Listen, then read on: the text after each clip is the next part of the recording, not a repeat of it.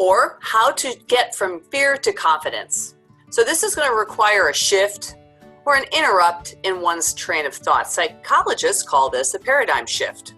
So when I become fearful, it's time to get curious and ask myself questions about the fear, such as, what is it about the situation that scares me? What can I do ahead of time to make sure the dreaded event will not unfold in that feared manner? Is there anything I can do ahead of time in terms of my own preparation that might help alleviate the fear?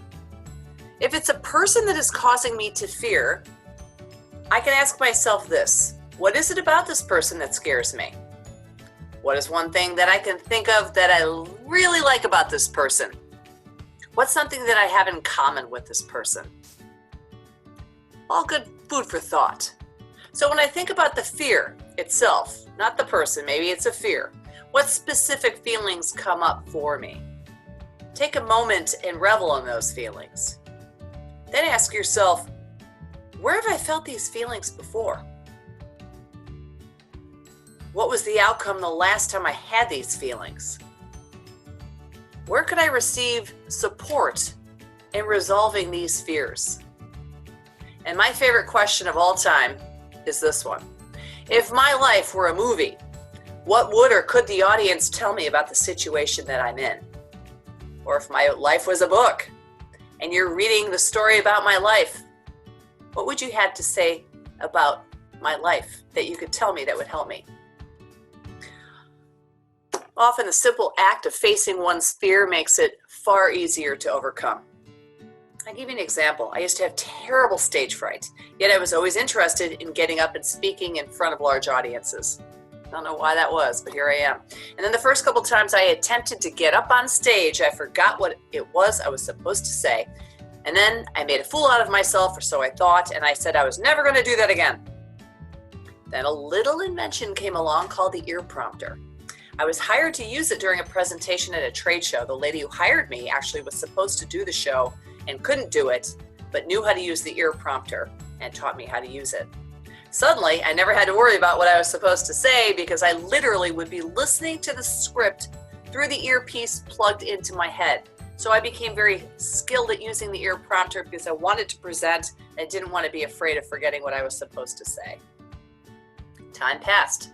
And then I realized the next step in my presentation career would be to be a facilitator and a trainer. Now, you can't really use the ear prompter for facilitation, easy for me to say, because it's interactive.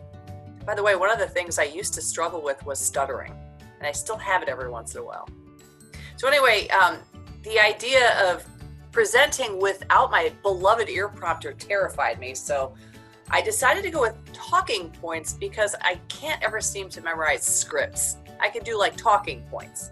So using these talking points alleviated my fear of forgetting what I was supposed to say because I could keep talking points listed on an index card in my hand. And these days, I literally have talking points in the notes on my iPhone.